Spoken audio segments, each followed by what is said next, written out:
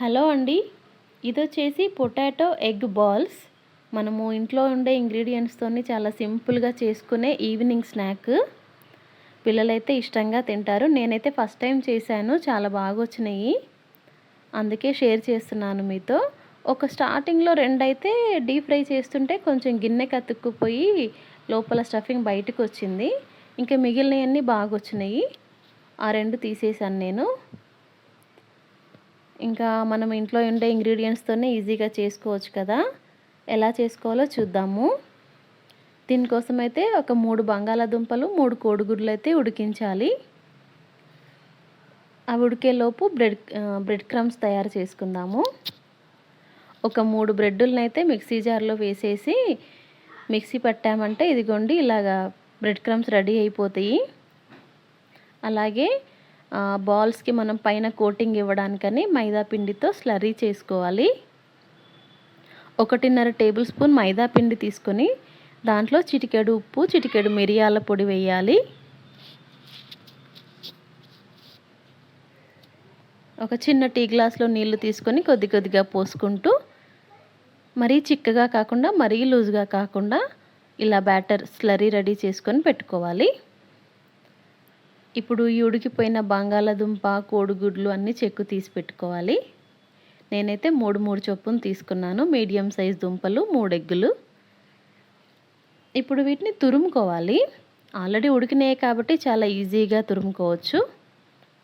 కాస్త వేడి చల్లారిన తర్వాత తురుముకుంటే చేతులు కాలకుండా ఉంటాయి.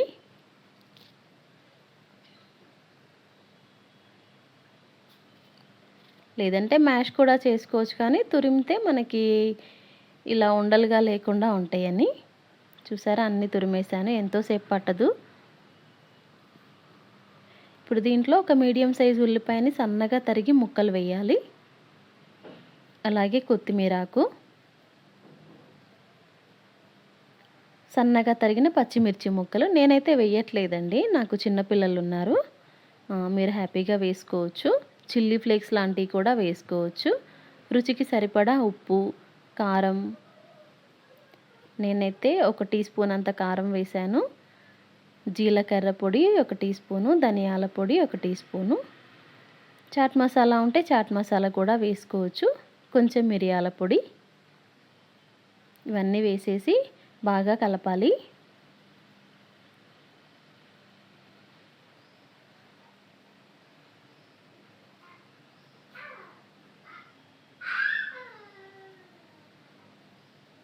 ఇంకా కలిపిన తర్వాత చేతికి నూనె రాసుకొని చిన్న నిమ్మకాయ సైజులో బాల్స్ చేసి పక్కన పెట్టుకోవాలి.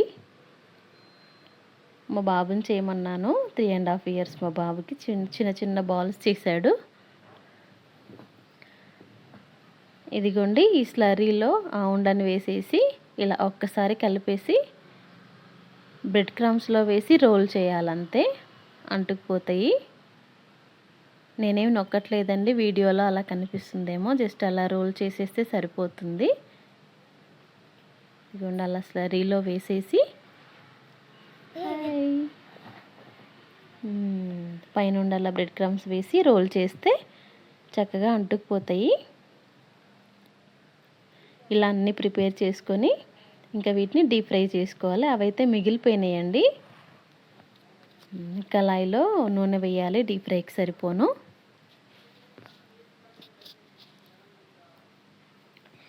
నూనె బాగా వేడెక్కిన తర్వాత ఇదిగోండి ఇంకా అన్నీ వేసేసుకొని ఫ్రై చేయడమే. నేను కొంచెం వెంటనే కదిలిచ్చేపటికి ఒక 2 అయితే విరిగిపోయినాయండి. అవి తీసేసాను, మళ్ళీ నూనె పాడైపోతుంది కదా. ఇంకా మిగిలినవన్నీ చక్కగా డీప్ ఫ్రై అయితే అయిపోయినాయి. మరీ పెద్ద సైజ్ బాల్స్ అయితే చేయమాకండి, చిన్న చిన్నగానే చేయండి. ఎందుకంటే లోపల చాలా స్టఫింగ్ ఉంటుంది కదా, పచ్చిగా అనిపిస్తుంది.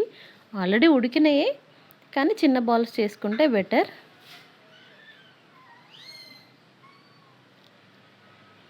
చూడండి అన్నీ బాగా ఫ్రై అయిపోయినాయి.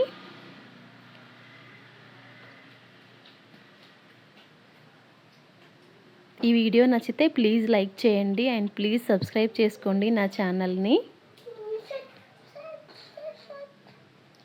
Thank you. Thanks for watching.